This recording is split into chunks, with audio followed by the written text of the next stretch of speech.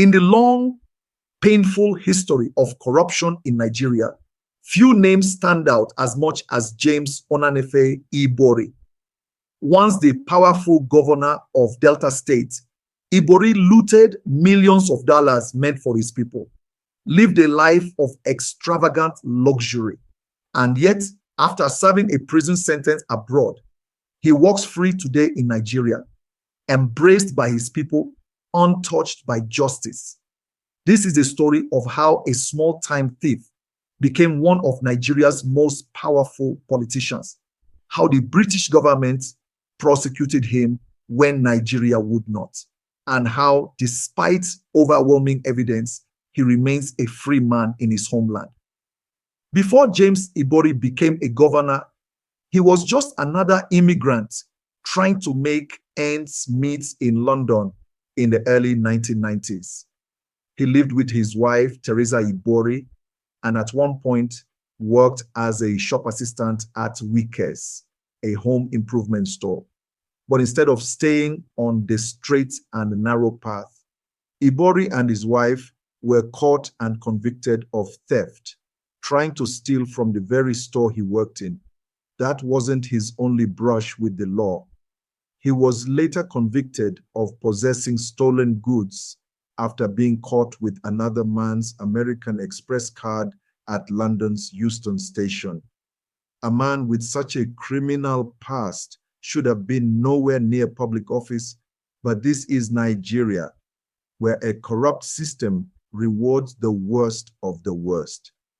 After returning to Nigeria, Ibori used his connections with the military elite, including Major Hamza al-Mustafa, the powerful chief security officer to General Sani Abacha, to climb the political ladder. By 1999, as Nigeria transitioned to democracy, Ibori was elected as the governor of Delta State, a position that gave him control over billions in state funds. For 8 years, from 1999 to 2007, he controlled billions in state funds. But instead of using the money to develop Delta State, Ibori embezzled and laundered millions abroad, living a life of obscene luxury while his people suffered in poverty. The Economic and Financial Crimes Commission, EFCC, and London's Metropolitan Police launched a joint investigation into Ibori in 2005. What they found was staggering. Ibori secretly owned mansions in the UK, South Africa, and the US. He spent tens of thousands of dollars per month on luxury hotels, fine dining, and nightclubs. He used stolen public funds to buy a private jet, an $8 million luxury home in London, and even a fleet of armored Range Rovers. But perhaps the most shocking revelation came from then EFCC chairman Nuhu Ribadu. According to Ribadu, in April 2007, Ibori offered him a $15 million cash bribe to drop the investigation. Instead of pocketing it, Ribadu did something remarkable. He deposited the cash at the Central Bank of Nigeria, CBN, as evidence. Ibori denied everything, refusing to testify in any British court, but Ribadu testified under oath in London, and British judges accepted his evidence as true. Despite the overwhelming evidence, the Nigerian government turned a blind eye, and when his term ended in 2007, he remained a free man. By 2010, under growing pressure, Ibori fled to Dubai, believing he had escaped justice, but he miscalculated. Britain requested his extradition, and in 2011, he was arrested and flown to London.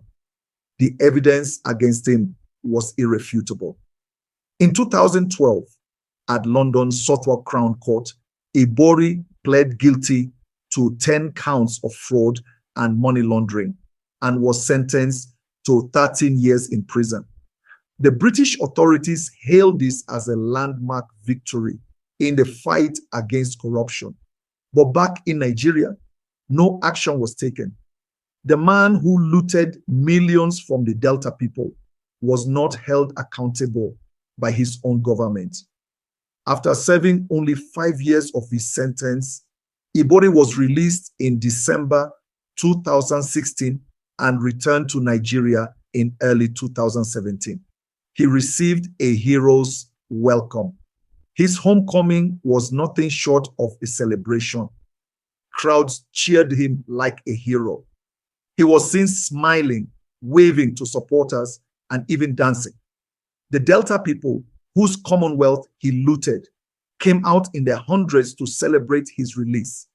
The Nigerian government's response? Silence. No one in power dared to hold him accountable. Despite his criminal record, Ibori has never been prosecuted by the Nigerian authorities. Instead, he has lived freely, occasionally making public appearances, giving political opinions, and even influencing elections behind the scenes. James Ibori is a symbol of everything wrong with Nigeria's fight against corruption. He stole millions meant for the Delta people. If James Ibori can walk free after looting millions, what message does that send to future politicians? James Ibori was never punished in Nigeria. Today he walks free, his crimes largely forgotten. But we must never forget, every road left unfinished, every highway turned into a death trap, every bridge that never gets built, and every rural community cut off from basic transportation in Delta State is partly because of James Ibori. We will never forget. Let's hear your thoughts in the comments